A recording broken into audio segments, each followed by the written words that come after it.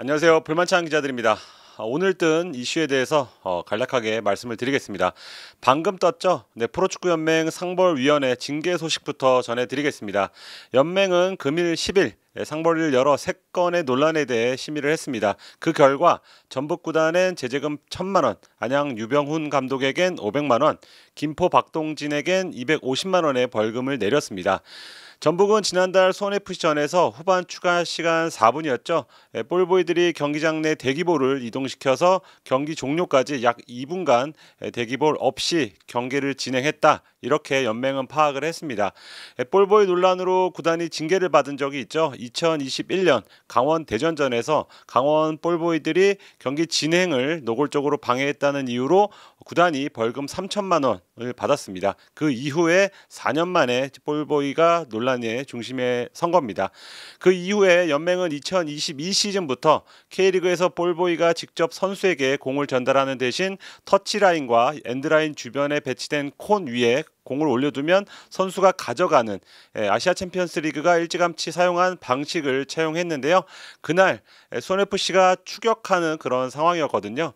그런 긴박한 상황에서 전북 볼보이가 의도적으로 경기를 지연시켰다. 연맹은 이렇게 본 겁니다. 수원FC 측은 이에 대해 경기 감독관에게 강하게 항의한 것으로 알고 있습니다. 유병훈 감독은 지난달 광주전 공식 기자회견에서 심판을 존중하지만 최근 3경기 동안 문제가 반복됐다. 선수들한테 심판을 존중하라고 말하기 미안할 정도다. 경기 흐름이 불합리하게 끊어지는 부분이 많았다. 한 경기라면 그렇게 이해할 수 있지만 이러한 상황이 몇 경기 연속 발생하고 있다. 라고 말했습니다. 상벌위는 이 발언을 심판 판정에 대한 부정적인 언급이라고 판단을 했습니다. K리그 상벌 규정에 따르면 심판의 권위를 부정하는 행위를 하면 제재금을 부과하거나 출장 정지 등의 징계를 받을 수 있습니다. 안양은 앞서 최대호 구단주가 긴급 기자회견을 열어서 판정에 대해 언급을 했었죠. 그래서 1,000만 원의 제재금을 받은 바 있는데요. 올 시즌에만 판정 관련 이슈로 제재금 총 1,500만 원을 현재까지 내게 됐습니다. 박동진은 한동안 축구계 논란의 중심이었죠. 인천전에서 인천의 코치에게 손가락 욕을 했다는 그런 의혹을 받았는데요. 이에 대해 스페인어를 알아들었다, 포르투갈어로 욕을 했다는 진실 공방이 벌어지기도 했고 경기 후에는 운동장 밖에서 양팀 팬들이 감정적으로 충돌하는 그런 상황까지 벌어졌습니다. 상벌위는 양 구단이 제출한 자료, 증언 등등을 토대로 박동진이 인천 코치에게 손가락 욕을 한 것으로 보고 250만 원의 제재금을 부과했습니다. 연맹은 또한 박동진과 언쟁을 벌인 인천 코치진에겐 경고 공문을 발송했다고 밝혔습니다. 바로 이어서 오늘 축협이 발표한 내용도 살펴보면 좋을 것 같습니다. 대한축구협회가 VAR PA, VAR Public Announcement, 그러니까 한국어로는 VAR 판독 결과 장내 방송을 도입한다고 10일 밝혔습니다. 이번 클럽 월드컵을 보신 분들은 주심이 바르 VAR 온필드 리뷰를 확인하고 나서 쩌렁쩌렁 판정에 대해 설명하는 모습을 본 적이 있을 겁니다. 바로 그걸 우리 K리그에서도 하겠다는 건데요.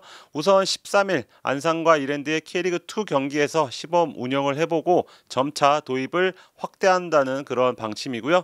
피파 트렌드에 맞춰서 8월에는 정식 도입하겠다는 계획을 세웠습니다.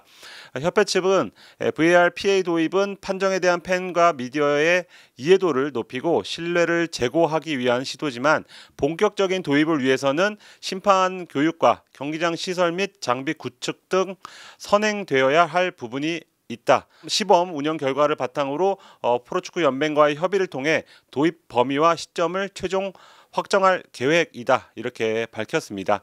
약간의 여지는 남겨뒀지만 일단 기본적인 스탠스는 8월에는 어떻게든지 하겠다는 그런 입장으로 보여집니다. 일선 심판들 얘기를 들어보니 국제대회에서 이 VAR PA가 자리를 잡아가고 있고 K리그도 언젠가는 따라가야 한다는 데는 공감하는 그런 분위기입니다. 다만 당장 올 시즌 내에 시행하기에는 시기상조라는 의견이 다수입니다. 6월 말 VAR PA와 관련된 첫 교육을 했다고 협회가 밝혔는데요.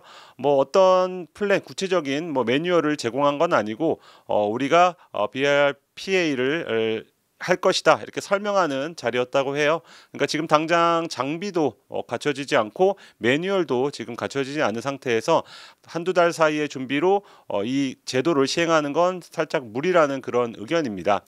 피파대에서는 주심이 이어셋에 장착된 마이크로 관중에게 판정에 대해서 전달을 하거든요. 그런데 그 장비가 갖춰지기 위해서 스타디움 자체와도 연결이 되는 그런 시스템이 되어야 하는데 그게 어느 정도의 좀 비용이 많이 든다고 합니다. 그래서 그런 시스템이 갖춰지기 전까지는 무선 마이크를 들고 이렇게 말을 해야 되는 그런 상황이 초래할 수 있는데요. 가뜩이나 판정에 대해서 지금 혼란이 계속되고 있는 와중에 불필요한 추가 혼란이 발생할 수 있다고 심판 내부 그리고 축구계 관계자들은 좀 우려를 하고 있습니다. 잉글랜드, 독일 이렇게 선진국에서는 한두 시즌 동안 시범 운영을 하고 나서 그리고 다음 시즌에 본격적으로 정식 운영을 하겠다. 요렇게 지금 진행을 하고 있거든요. 그런 점에선 조금 더 꼼꼼하게 준비를 하는 게 어떠냐는 의견이라고 좀 이해하시면 될 것 같고요.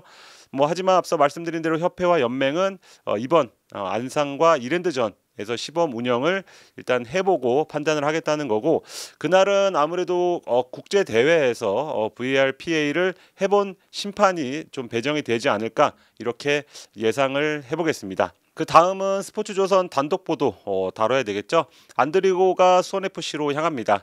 안데르손을 서울로 떠나보낸 수원FC는 안현범, 김경민, 윌리안, 이시영 이렇게 측면에서 뛸 자원을 대거 영입했죠.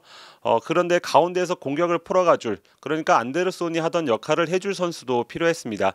애초에 영입 직전까지 갔던 자원이 메디컬 테스트 과정에서 이상이 발견되어 영입이 철회가 됐고요. 그 다음 찾은 카드가 안드리고였습니다. 안드리고는 지난해 청두에서 전북으로 1년 임대로 와서 지난 6월까지 전북 소속이었죠.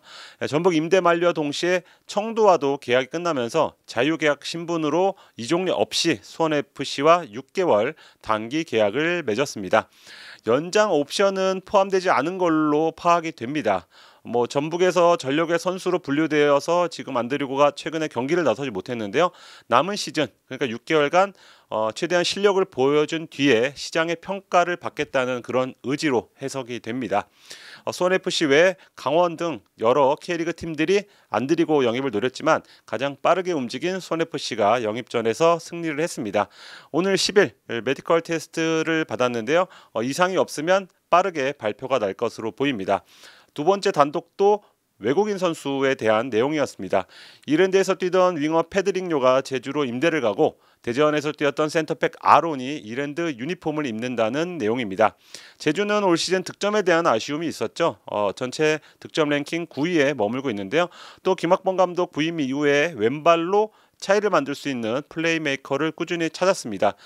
페드링요가 이랜드에서 대박을 친 건 아니었지만 그래도 이랜드에서 올해 합류해서 반년간 꾸준히 출전을 하면서 한국 무대에 어느 정도 적응을 마쳤다는 점이 또 평가를 받은 것 같고요.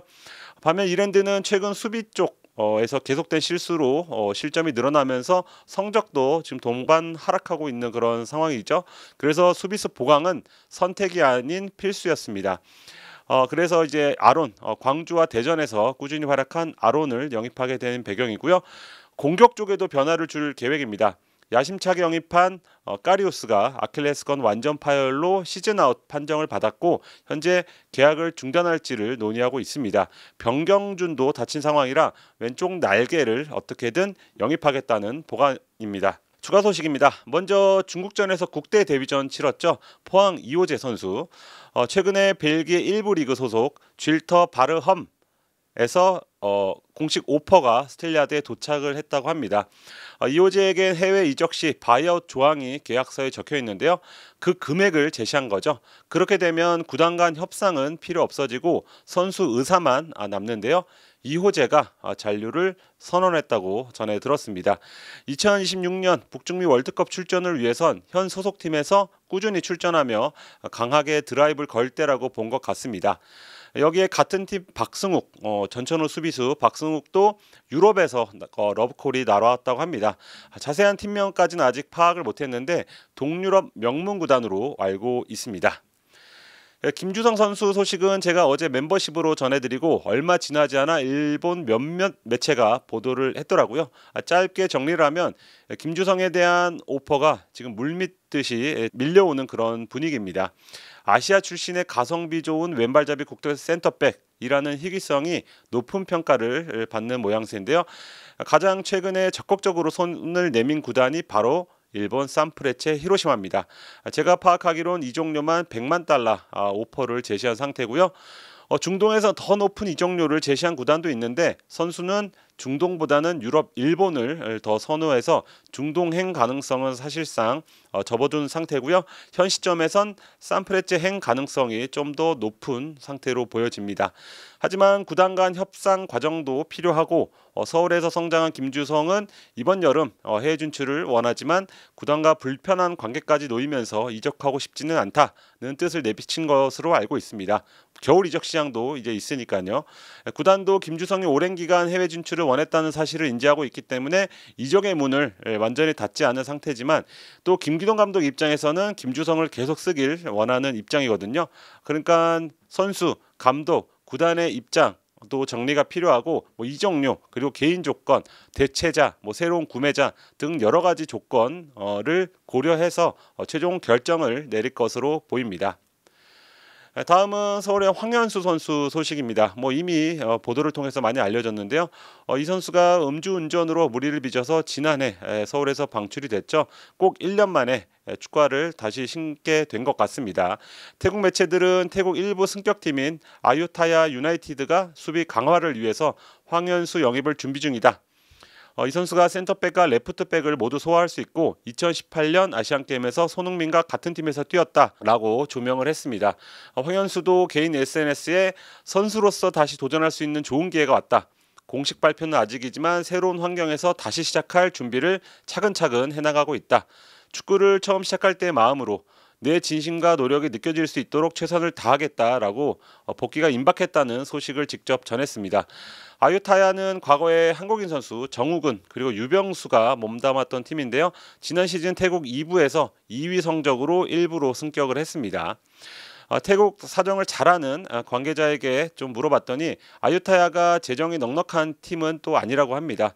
그러다 보니까 황현수에게 아주 많은 연봉을 제시하진 못했을 거다라고 좀 귀띔을 했습니다. 현재 그러니까 분위기로는 돈보다는 당장 좀 뛸 수 있는데 초점을 맞춰서 새로운 팀을 정한 것으로 볼 수 있습니다.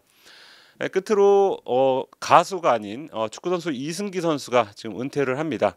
12일 오후 7시 구동운동장에서 열리는 성남과의 경기를 통해서 팬들에게 작별 인사를 건네는데요.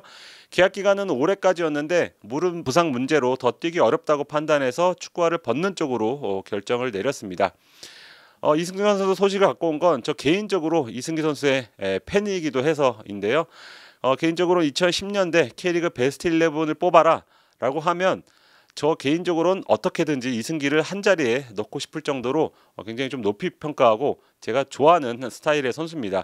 양발도 잘 쓰고요. 양발로 세트피스까지 처리할 수 있고 그리고 테크닉과 기동성을 갖췄고 무엇보다 시원시원한 중거리 슈팅을 갖춰서 공수에 걸쳐 아주 큰 영향을 끼치는 그런 선수로 좀 기억이 됩니다. 이재성 선수가 더 큰 조명을 받았지만 이재성이 빛날 수 있었던 이유도 옆에 이승기가 있었기 때문이라고 저는 개인적으로 좀 보고 있고요. 감독들, 지도자들 사이에서도 이승기 선수는 좋은 선수로 좀 평가를 받는다 이런 얘기를 많이 들었습니다. 이승기는 광주에서 프로 데뷔해서 전북에서 전성기를 보냈고 2023년부터 부산에 몸담았습니다. 1부와 2부를 통틀어서 323경기를 뛰어서 52골 56도움을 남겼는데요. 이제 이승기는 축구화를 벗고 고향인 광주로 갑니다. 혹자는 광주 FC 아니냐고 할 수 있지만 광주 FC는 아니고요. 광주 지역으로 가서 당분간 유소년 육성에 힘을 쏟을 계획으로 알고 있습니다. 이승기 선수의 제2의 인생도 볼만찬히 응원하겠습니다. 여기까지 하겠습니다.